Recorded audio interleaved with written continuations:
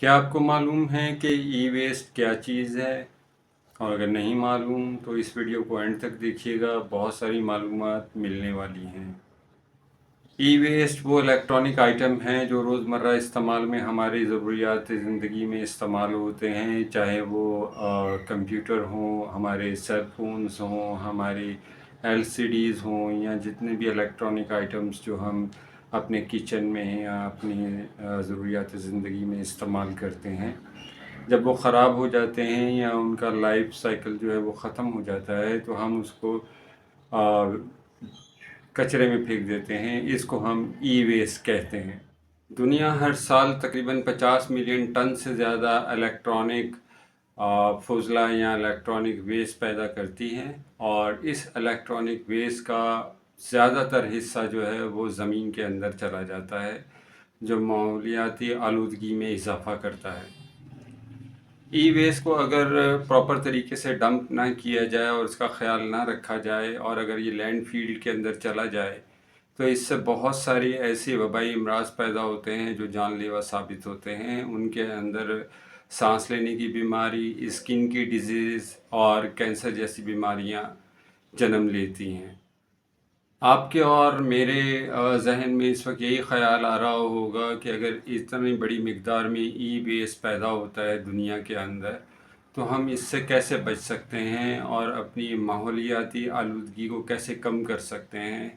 तो इसके बहुत सारे तरीके हैं जो मैं आपको वन बाय वन बताता हूँ। सबसे पहला तरीका तो ये है कि ऐसे इलेक्ट्रॉनिक आइटम जो आपके लिए आपके घर में यूज़लेस हो चुके हैं और वो आप उनको फेंकना चाहते हैं, लेकिन वो प्रॉपर तरीके से काम कर रहे हैं, तो बजाय इसके कि आप उसको कचरे में फेंकें, आप उसको ऐसे लोगों को डोनेट कर दें या आप गिफ्ट कर दें जिनको उनकी ज़रूरत है। इस तरीके से आप उन आइटम्स को ई वेस्ट बनने से रोक सकते हैं। दूसरा तरीका है प्रोडक्ट्स को रीसाइकिल करना, या रीफर्बिश करना। बहुत सारी प्रोडक्ट्स ऐसी होती हैं जिन्हें कंपनियां दोबारा उठा लेती हैं, और उनके अंदर जो भी थोड़ी बहुत मरम्मत होती है या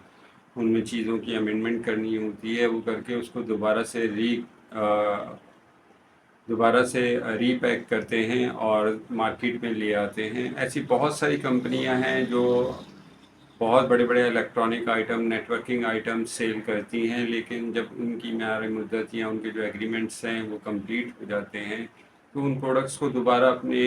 मैन्युफैक्चरिंग प्लांट्स की तरफ भेज देते हैं। अगर उनमें कुछ भी अमेंडमेंट या कुछ भी स्पेयर पार्ट्स उनके अंदर डलने होते हैं, वो डाल के उनको दोबारा रीपैक करके मार्केट के अंदर 60 to 70% डिस्काउंट के साथ दोबारा ले आते हैं। ये एक बहुत ज़बरदस्त तरीका है कंपनियों का, जिसकी वजह से ई वेस्ट की जो मिक़दार है वो बहुत कम हो जाती है, और ऐसे कस्टमर्स जिनको उन चीज़ों की ज़रूरत होती है या उनके पास बजट नहीं होता है, तो वो रीफर्बिश प्रोडक्ट्स पर चले जाते हैं। इसी तरीके से जो हमारे पास दूसरा तरीका है वो है रीसाइकिल का। रीसाइकिल के अंदर भी बहुत सारे तरीके इस्तेमाल किए जाते हैं, और इन इलेक्ट्रॉनिक आइटम्स के अंदर स्पेशली कंप्यूटर, लैपटॉप्स या सेल फोन जैसी प्रोडक्ट्स हैं, उनके अंदर बहुत कीमती धातें इस्तेमाल की जाती हैं। उन धातुओं को फ़िल्टर कर लिया जाता है और दोबारा इस्तेमाल के काबिल कर लिया जाता है, जिसका फ़ायदा ये होता है कि सोना या चांदी जैसी जो प्रोडक्ट्स हैं उनको माइनिंग नहीं की जाती है, और उन्हीं चीज़ों को दोबारा इस्तेमाल में लाया जा सकता है, जिससे आपके बिज़नेस को बहुत ग्रोथ मिलती है। रिसाइकिल करने से जहाँ प्रोडक्ट्स के लिए बहुत सारी कीमती धातें दोबारा इस्तेमाल में आ जाती हैं, वहीं सबसे बड़ा फ़ायदा ये भी होता है कि ऐसी धातें जो माहौलियाती आलूदगी में इजाफ़ा करने वाली होती हैं, उनको हम फ़िल्टर कर लेते हैं, और फिर प्रॉपर एक जो उनके तरीक़ाकार है डिस्पोज़ करने का, उसके तरीके के हिसाब से उसको जब हम डिस्पोज़ करते हैं, तो फिर वो माहौलियाती आलूदगी के अंदर इजाफ़ा नहीं करती हैं। दूसरा जो सबसे बड़ा फ़ायदा होता है रिसाइकिल की तरफ जाने का और या रिफर्बिश की तरफ जाने का, उसका सबसे बड़ा फ़ायदा ये होता है कि एक तो आपकी जॉब्स का जो है वैकेंसियाँ बहुत निकलती हैं। जैसे जैसे आपके पास रिसाइकलिंग की प्रोडक्ट्स का इजाफ़ा होता है, आप उतनी ही जॉब्स मार्केट के अंदर लॉन्च करते हैं। इसी तरीके से जब रिफर्बिश के ऊपर हम जाते हैं, तो हमारे प्लांट्स के अंदर हमें ऐसे लोगों की ज़रूरत पड़ती है